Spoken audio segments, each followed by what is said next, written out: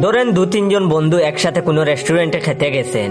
রেস্টুরেন্টে গিয়ে মুগলাই অর্ডার করেছেন। তো খাওয়া দাওয়ার পর সেই মুহূর্তে আপনি পকেট থেকে টাকাটা বের করে পুরোটা পেমেন্ট করে দেবেন। ঠিক সেই সময়ে পেমেন্ট করার জন্য তাড়াহুড়া করতে থাকবে আপনার বন্ধু এবং এটাও বলবে, আরে রাখ রাখ, আমি দিচ্ছি। ততক্ষণে আপনি পেমেন্ট করে দিয়ে একটা উদার হাসি হাসবেন, আর আপনার বন্ধুর চোখে মুখে থাকবে পেমেন্ট না করতে পারার আফসোস করতে করতে বলবে, আরে আমিই তো দিতাম।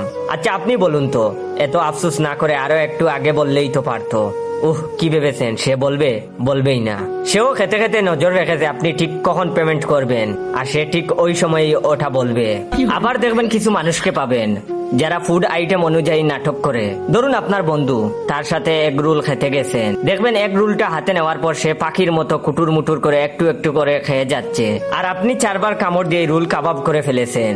রোল খাওয়া শেষ করে আপনি তো আর দাঁড়িয়ে দাঁড়িয়ে বন্ধুর রোল খাওয়ার রোল দেখবেন না, আপনি সেই পেমেন্ট করে দেবেন। তখন রোলটাকে বড় করে কামড় দিয়ে মুখের মধ্যে পুরোটা ঢুকিয়ে তাড়াহুড়া করতে করতে বলবে, আরে আমি দিচ্ছি, তুই রাখ। ততক্ষণে আপনার ফোন পে থেকে পেমেন্ট কমপ্লিট। আপনি মৃদু হাসলেন। আপনার বন্ধু তখন গাল ফুলিয়ে আফসোস করবে। তবে ব্যতিক্রম হয় ফুচকা খাওয়ার ক্ষেত্রে। ফুচকা খাওয়াটা সকলের একসাথে শেষ হয়, তখন নাটকটা হবে অন্যরকম। শেষ ফুচকাতেই খুব জাল লাগবে তার। হা করতে করতে এই ফুচকাটা খেতে 10 মিনিট টাইম লাগিয়ে তারপর হাত ধুতে যাবে।